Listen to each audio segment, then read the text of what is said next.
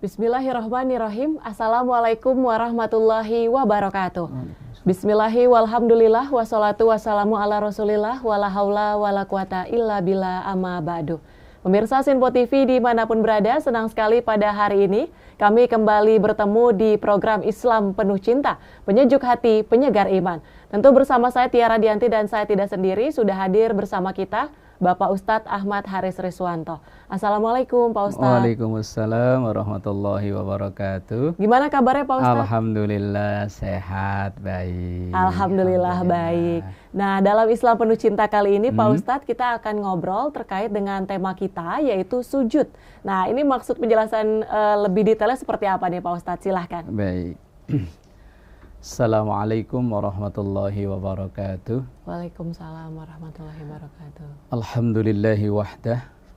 Salatu wassalamu ala rasulillah Muhammad ibn Abdillah wa ala alihi wa ashabihi wa man tabi'ahu bi ihsanin ila yaumil qiyamah amma ba'da. Saudaraku pemirsa Sinpo TV dimanapun berada, juga Mbak Tiara, semoga Allah menganugerahkan istiqomah untuk kita semuanya. Amin ya rabbal alamin. Tema obrolan kita di kesempatan yang bahagia ini adalah tentang sujud. Nah, sujud itu apa? Sujud itu adalah posisi seorang hamba. Kalau dalam Islam, ia meletakkan 7 anggota badan di lantai dengan niat untuk pendekatan atau taqarrub kepada Allah Subhanahu wa ta'ala.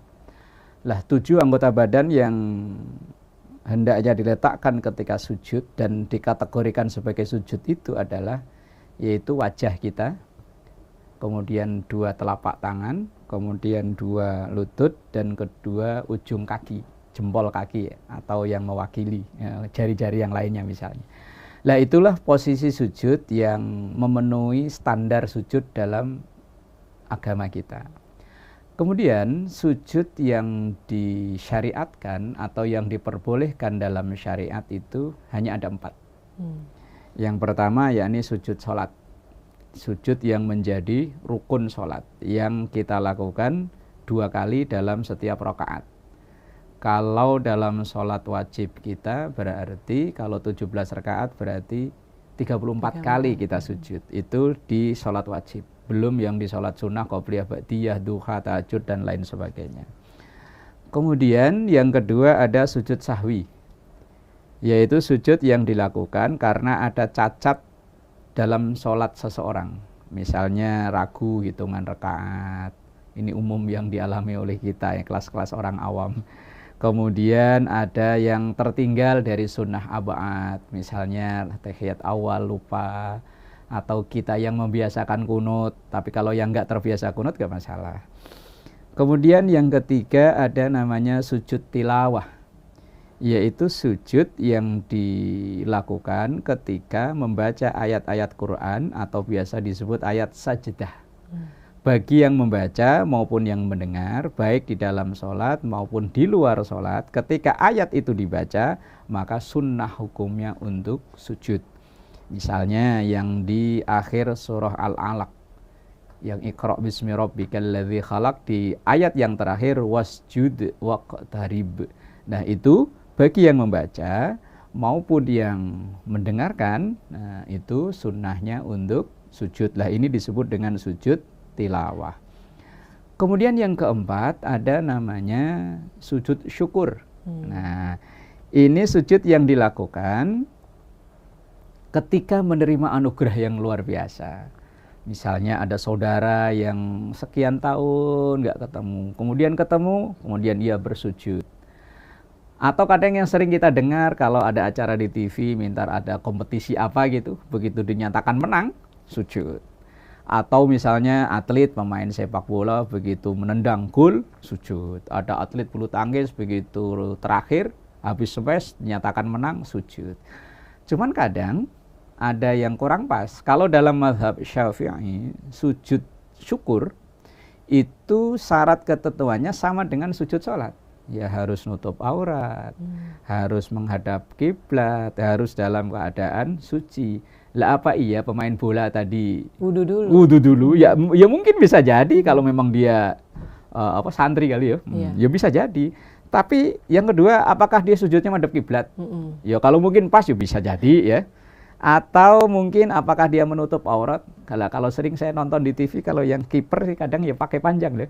Lah kalau yang pemain selain kiper kan kadang enggak ya. Sedengkul ya. Sedengkul. Enggak menutupi, enggak memenuhi syarat ketentuan yang berlaku. Tapi dalam mazhab lain memang tidak disyaratkan untuk itu semua. Yang penting dia sujud, niatnya untuk bersyukur. Lah ya udah, itu udah kategori sujud syukur. Lah itu sujud, 4 sujud yang dibenarkan dalam syariat. Selain 4 ini, ketika ada orang bersujud, misalnya ada seorang suami yang habis melakukan kesalahan besar terhadap istrinya, kemudian minta maaf sampai sujud-sujud, itu sujud yang tidak dibenarkan dalam Islam. Atau misalnya ada orang yang meminta sesuatu supaya dikabulkan permintaannya, tapi sesama manusia, itu sujud yang tidak dibenarkan. Sampai-sampai Rasulullah itu pernah menyampaikan seandainya ada atau seandainya diperbolehkan antara satu orang dengan orang lain itu sujud, maka yang diperintahkan sujud itu adalah seorang istri kepada suami. Tapi karena tidak boleh bersujud terhadap kepada sesama manusia, maka ya tidak jadi. Biar bagaimanapun seorang istri nggak boleh sujud terhadap suami, begitupun sebaliknya seorang anak ya nggak boleh sujud kepada orang tuanya. Karena sujud itu dalam Islam hanya diperbolehkan kepada Allah dalam 4 kondisi tadi itu. Sujud sholat, sujud sahwi, sujud sholat itu maksudnya sujud yang jadi rukun sholat, sujud sahwi, sujud tilawah, dan sujud syukur. Lah, kadang ada sampai yang, mohon maaf kalau ada perbedaan maknai atau perbedaan tafsir, sampai-sampai membungkukkan badan, itu ada yang sampai bilang sujud. Maka ada saudara kita yang berpaham tekstual, ketika kita kedatangan orang yang kita hormati, kemudian kita kan kadang agak membungkuk gitu kan. Nah itu ada saudara kita yang mengharamkan, nggak boleh. Karena mereka beralasan membungkukkan badan itu termasuk bagian dari sujud. Tapi kalau sujud yang dimaksud, yang kita bahas pada ini adalah yang di awal tadi saya definisikan, yaitu seseorang yang meletakkan 7 anggota badan di masjid itu lantai, yang dia sujud itu ada pengharapan untuk taqarrub, dekat kepada Allah Subhanahu wa Ta'ala.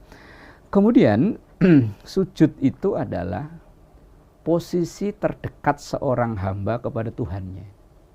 Dalam sabda Rasulullah SAW yang diriwayatkan oleh Imam Muslim, aqrabu ma yakunul abdu min rabbihi wa huwa sajidun fa'akthiru ad-du'a. Aqrabu ma yakunul abdu min rabbihi, posisi yang paling dekat seorang hamba dengan Tuhannya, wa huwa sajidun, yaitu ketika seorang hamba sedang bersujud. Itu posisi terdekat seorang hamba terhadap Tuhan. Ibarat kata ya paling dekat-dekatnya seorang hamba dengan Tuhan yaitu ketika dia sujud. Maka fa'akthiru ad-du'a, perbanyaklah doa. Artinya secara tidak langsung Rasulullah menyampaikan bahwa waktu yang terbaik untuk berdoa yaitu ketika sujud. Makanya kadang ada sampai yang ketika sujud terakhir ada orang yang sholatnya lama. Nah, mungkin ketika mengamalkan hadis ini yaitu untuk memperbanyak doa. Tapi kalau di dalam sholat tentu ya tidak diperkenankan sembarangan. Ada aturan yang berlaku. Bahwa di dalam sholat itu ada aturan yang berlaku, doa yang dibaca yang mana, yang diperbolehkan dan yang tidak diperbolehkan. Tapi secara umum, posisi seorang hamba yang paling dekat dengan Tuhannya yaitu ketika dia bersujud itu tadi. Kemudian juga sujud itu melambangkan ketaatan seorang hamba kepada Tuhannya. Karena dalam sujud itulah ia harus meletakkan anggota badan yang paling dihormati dan menjadi identitas dia.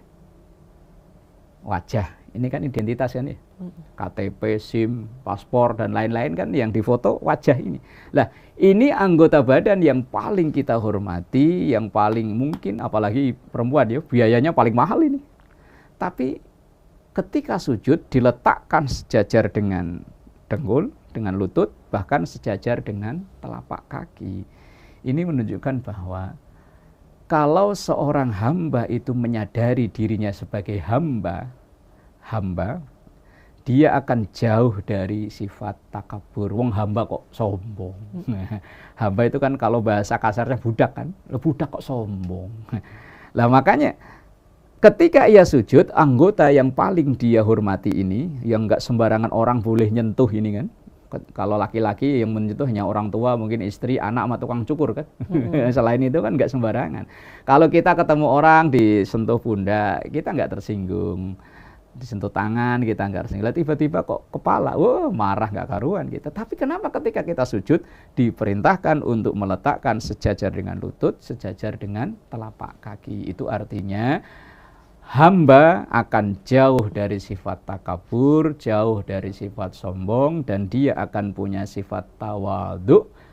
Di antara fadilah sujud, di antaranya yaitu membangun pribadi yang tawadhu, yaitu dengan menyadarkan dirinya bahwa dia seorang hamba yang paling dihormati sekalipun, yang paling dibiayai mahal sekalipun, dan menjadi identitas dirinya, itu pun diletakkan suruh menyium tanah supaya jauh dari sifat sombong. Ini diantara fadilahnya sujud itu tadi. Dan tentu selain posisi terdekat, diperintahkan kita untuk berbanyak berdoa. Kemudian selain melatih untuk menjadi pribadi yang tawadhu, tentu ada poin-poin lain yang insya Allah akan kita lanjutkan di segmen berikutnya nanti. Wallahu a'lam bishawab. Baik, terima kasih Pak Ustadz, tadi sudah disampaikan terkait definisi dari sujud, kemudian beberapa keutamaan yang bisa didapatkan dari sujud, dan juga macam-macam jenis sujud ya Pak Ustadz ya. Tadi selain dalam sholat wajib, sholat sunnah, juga ada sujud di luar sholat, seperti salah satunya diantaranya ketika melakukan selebrasi atau mungkin di luar ketika terhindar dari musibah. Nah, kita akan membahasnya lebih lanjut usai jeda. Tetaplah bersama kami di Islam Penuh Cinta, penyejuk hati, penyegar iman.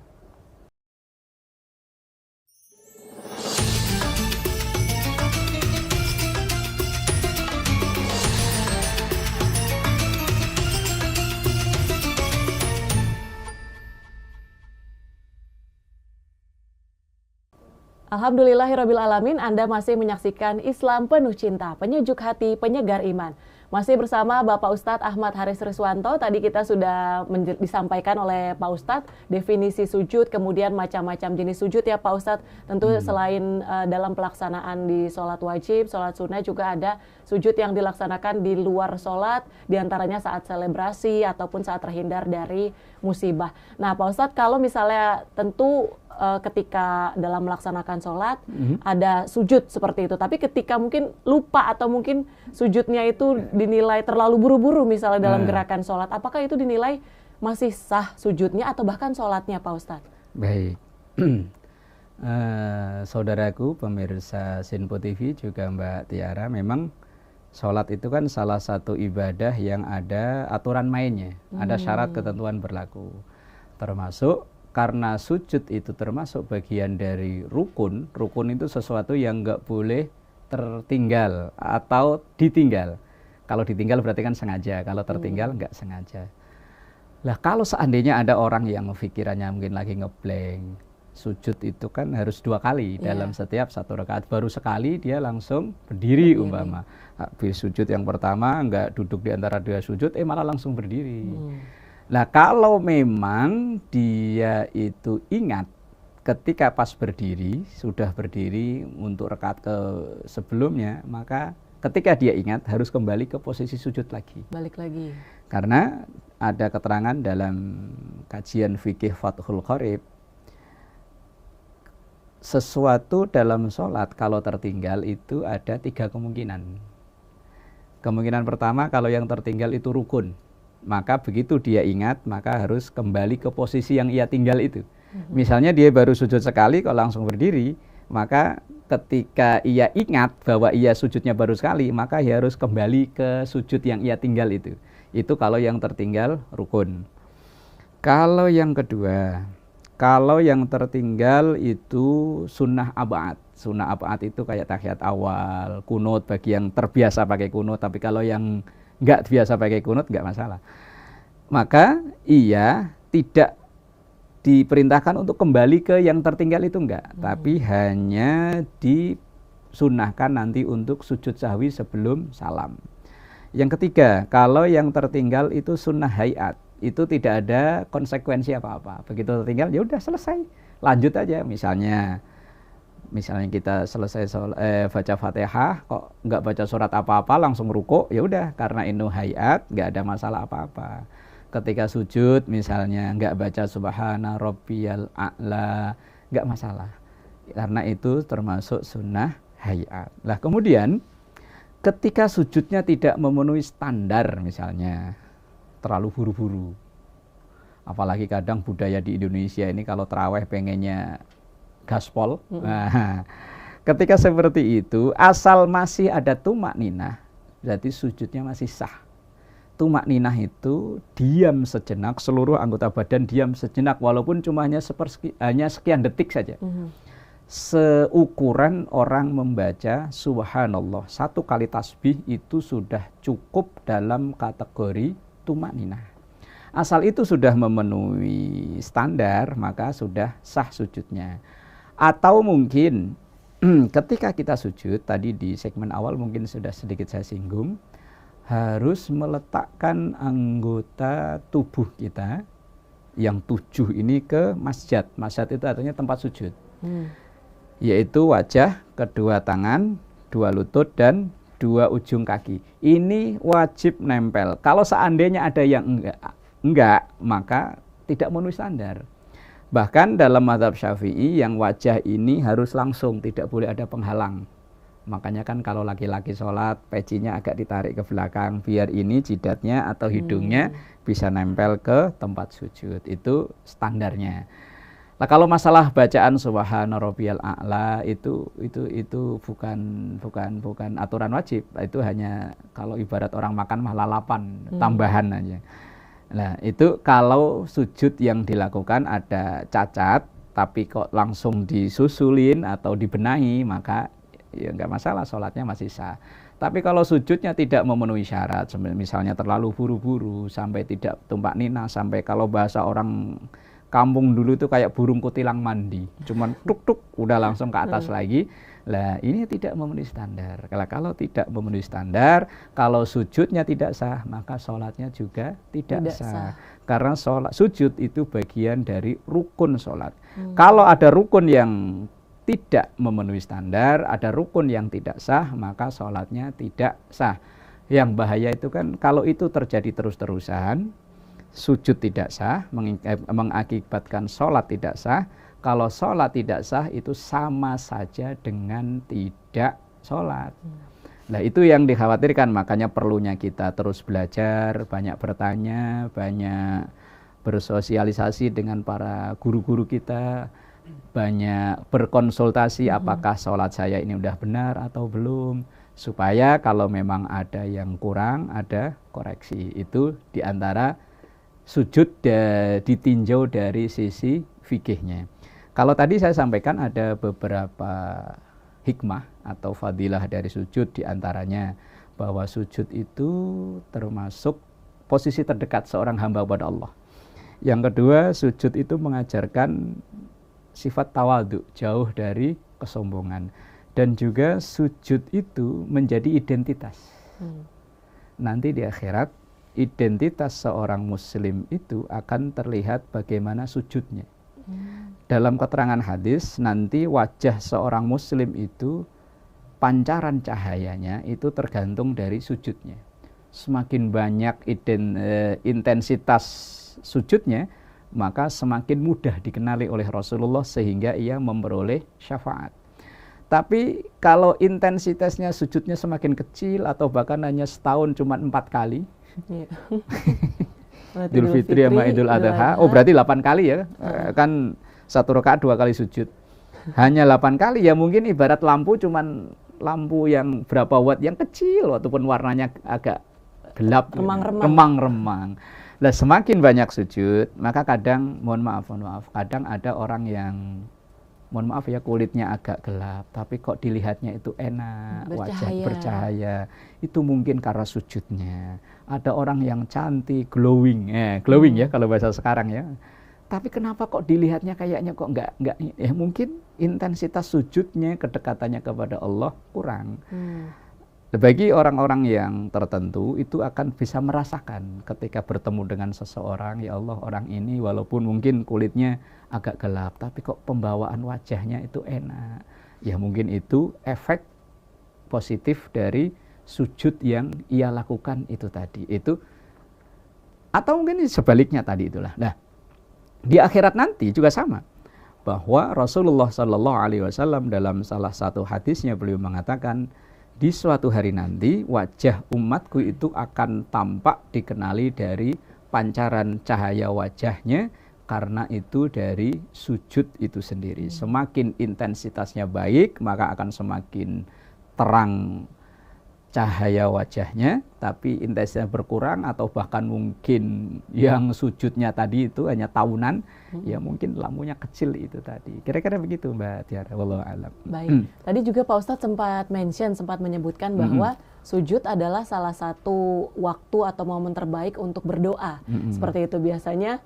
Kalau di rokaat-rokaat terakhir atau mungkin di sujud terakhir itu lebih lama lagi tuh Pak Ustadz untuk selain memang doa sujud seperti itu bacaan sujud, ternyata ada doa-doa lain yang diselipkan gitu pada saat sujud Pak Ustadz. Nah itu nggak masalah Pak Ustadz, tidak mempengaruhi tingkat sahnya sholat. Ya. Asal itu masih dalam koridor yang dibenarkan dan memang ada keterangan dalam kitab Kasyifatus Saja, seseorang itu kalau seandainya dia posisi sebagai seorang makmum, kemudian ketika sudah baca tasbih, sudah selesai kok makmum imamnya belum bangun, maka disitulah kita berdoa. Tapi doa yang dibenarkan, misalnya kalau masih di dalam sholat yang mengikuti aturan bahwa kalau sholat itu pakai bahasa Arab, ya pakai bahasa Arab. Lah kalau kita nggak bisa bahasa Arab, ya udah bahasa kita, tapi jangan dilafatkan, jangan diucapkan, cukup dalam hati saja. Allah Maha tahu. Raqib Atid yang nyatet amal pun tahu. Allah apalagi Maha tahu. Maka seandainya ketika kita sholat sendirian, kalau biasanya kan kalau ibu-ibu kan lebih banyak sholat sendirian di rumah kan. Lah itu kan kita bisa mengatur ritme waktunya juga suka-suka kita. Lah saat sujud-sujud itulah seandainya kita ada keinginan yang belum terlaksanakan tentang keluarga, tentang karir, tentang ekonomi, lah mohonlah pada Allah di posisi seperti itu. Makanya hadis tadi kan aqrabu ma yakunul abdu mir rabbihi wa huwa sajidun fa aksiru ad-du'a. Posisi terdekat seorang hamba kepada Allah adalah saat lagi dia sedang sujud, maka perbanyak doa. Di situ tidak dibatasi oleh Rasulullah doa apa tidak. Jadi beliau membebaskan mau doa apa, yang penting doa untuk kebaikan. Baik fid dunya hasanah wa fil akhirati hasanah. Yang penting bukan doa untuk menyelakai orang. Apalagi untuk menggeser, menjatuhkan orang, jangan. Karena tidak dibenarkan atau haram hukumnya kita berdoa tapi dengan niat untuk kejelekan pada seseorang walaupun orang yang memusuhi kita. Rasulullah nggak pernah menyontohkan sama sekali. Artinya doalah yang baik untuk karir kita, untuk keluarga kita, terutama untuk ibadah kita, biar bisa istiqomah, agar bisa membangun pribadi yang tawadu, dan lain sebagainya. Jadi, memang ada kadang saudara kita yang mengkhususkan di sujud terakhir, ada. Tapi ada yang semuanya dari awal, ya ada. Monggo silakan. Dan itu tidak berpengaruh dalam sholat. Kecuali memang dia memakai bahasanya, bahasa sendiri, dan dilafatkan. Lah itu dalam kajian fikih memang tidak diperbolehkan. Tapi kalau itu, misalnya Rabbana atina fid dunya hasanah, dan seterusnya, ya enggak masalah. Karena itu posisi terdekat seorang hamba ketika dia sujud. Wallahu a'lam bishawab. Baik, terima kasih Pak Ustadz. Jadi memang sujud merupakan posisi hambanya yang paling dekat dengan Tuhannya, dan semoga kita bisa mendapatkan keutamaan dari sujud, dan melalui Islam penuh cinta kali ini bisa meningkatkan ketakwaan kita hanya kepada Allah Subhanahu wa Ta'ala. Akhir kata, saya Tiara Dianti Mewakili seluruh kerabat kerja yang bertugas, pamit undur diri. Terima kasih. Wassalamualaikum warahmatullahi wabarakatuh. Astaghfirullahaladzim laqal ma'bud ya dzal jalali wal ikram. Bismillahirrahmanirrahim. Alhamdulillahi rabbil alamin. Allahumma salli ala sayyidina Muhammad wa ala ali sayyidina Muhammad. Rabbana zalamna anfusana wa illam taghfir lana wa tarhamna lanakunanna minal khasirin. Rabbana atina fid dunya hasanah wa fil akhirati hasanah wa qina adzaban nar. Sallallahu ala sayyidina Muhammad wa ala alihi wa sahbihi wa sallam. Walhamdulillahi rabbil alamin. Wassalamualaikum warahmatullahi wabarakatuh. Waalaikumsalam warahmatullahi wabarakatuh.